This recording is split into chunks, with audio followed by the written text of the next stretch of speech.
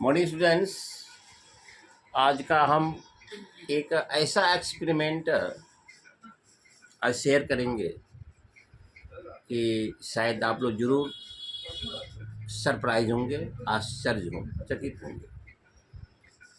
आपको पता है कि दुनिया के सारे पदार्थ अगर पूरब से पश्चिम चलते हैं,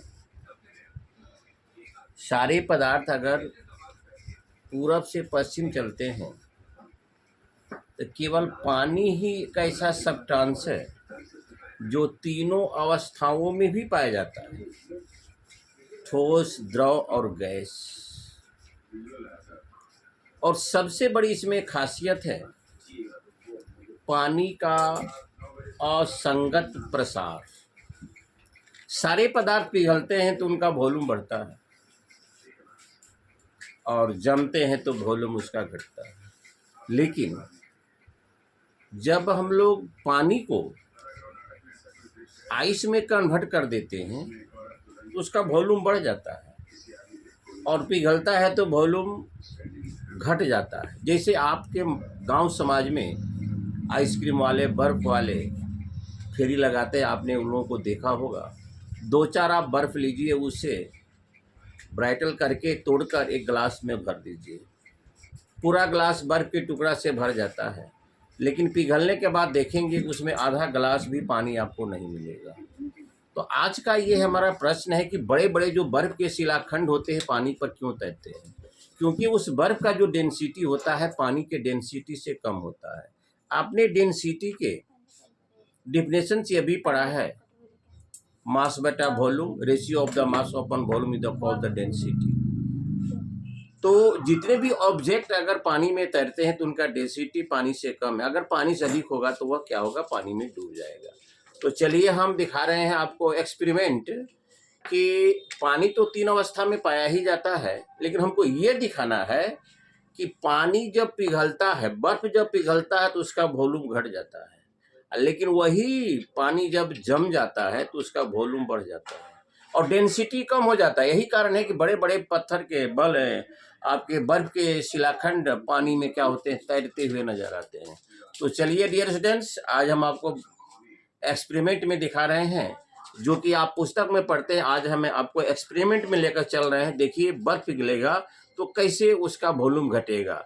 मोनी स्टूडेंट, देखा जाए ये आपका बर्फ है जो कि मैंने वाटर से इसको फ्रीजिंग करके सॉलिड में कन्वर्ट किया है। तो देखिए इसका कितना इसका वॉल्यूम बढ़ गया, वो कितने जगह को छेका है, ऑक्यूपाई किया है जगह को।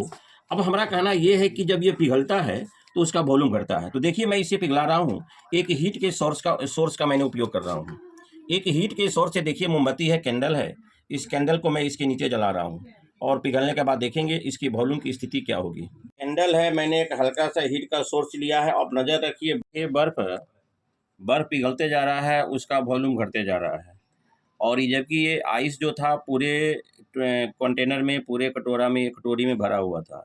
अभी कुछ बर्फ का अंश है अभी, जिसके कारण कि वॉल्यूम अभी वहाँ उतना नहीं घटा है।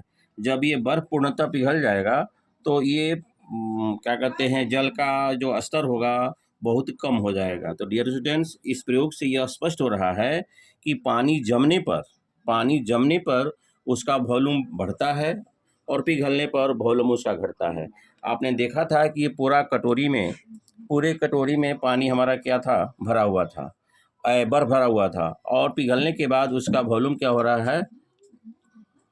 आप देखिए, ये जो बर्फ का जो कंडीशन है करीब करीब नगण्य होने जा रहा है। अब देखिए पूरा ये कटोरी बर्फ से भरा हुआ था, पिघलने के बाद देखिए उसका वॉल्यूम कहाँ रहा पानी का। अब देखिए पूरा बर्फ आपका पिघल चुका। अब देखिए अब पानी का लेवल क्या है, जबकि ये बर्फ पूरे कटोरी में भरा हुआ था।